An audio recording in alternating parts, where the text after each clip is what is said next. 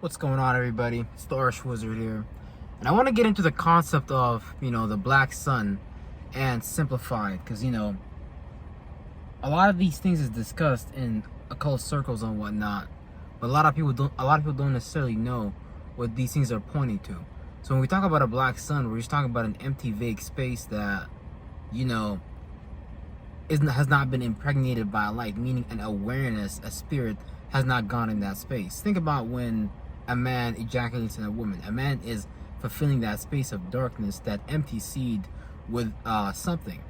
So a black sun is just an empty space, aka a new moon, aka a reflection of something, right? So when your spirit creates a form in a space, it also creates a reflection. So our spirit looks itself in a mirror. Same way that we're inside of our body, looking at ourselves, talking to ourselves, having dreams of our thoughts and feelings.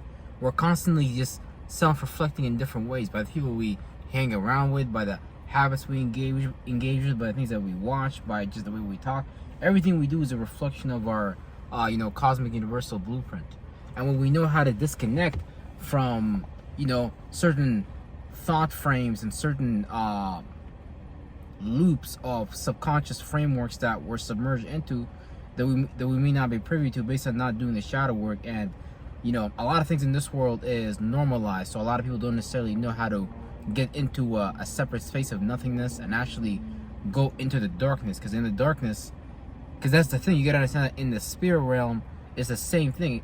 You basically just are attracting the same spirits, the same group of spirits that you resonate with emotionally, I'm saying, in terms of these different vehicles that spirits can jump into, whether it's the words that you're speaking, or whether it's the thoughts that you're having, feelings, visions and stuff like that. So same thing in the spirit realm. We're just channeling those things and stuff like that by just resonating with that shit. So that be when you're vague, when you have nothingness, when you go into the darkness, that basically means being able to let go of that light form, aka that atom, that thought, that masculine thought, that framework, and that feminine thought, that feeling. You can let go of these things and create new versions of these things. That's why they call these things generations. These are actually the real generations that they were pointing to in the Bible. Because really, it's once you program yourself a certain way, you give birth to a certain generation of thoughts and feelings. Now you can give birth to a strong generation of thoughts and feelings, or a weak ass generation of thoughts and feelings. So what's important is to really just look at, is that light form that on our mind, is it benefiting us? And if it's not benefiting us, then we gotta be like, okay, god damn it, then we gotta let go of that. And life forms come in so many different ways, though, right?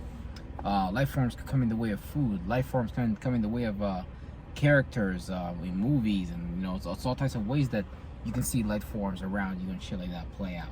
Even in daily alignments and stuff like that, based on reflection, and just based on just seasonal transitions and shit like that.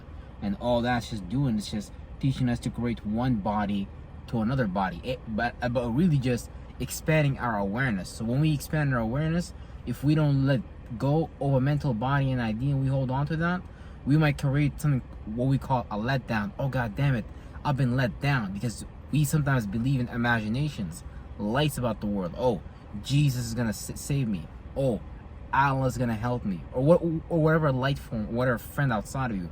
The more you go within, that's when you become in light. The more you go outside, that's when you become illuminated. That's what it means by basically worshiping the sun. But people understand it in different contexts. That's the thing. The sheep understand it in the context of, okay, I'm gonna worship the sun, but I'm gonna do it in man's interpretations and theologies. Like Jesus is just symbolism for the sun. Just the Bible is just an interpretation of the sun going through the 12 houses, 12 mansions and shit like that. All types of shit. So all these are just different forms of theologies based on those calculations. But that's a man's thoughts. Those are man's ideas. The more that you can be in a nothingness space, that builds up clarity. That builds up clairvoyance. And that's the ability to see in darkness. Because right now, you are in darkness. We are in darkness. The fact that we are in a planet that's an accumulation of colors of light, and we've made organs inside of that darkness to see within that.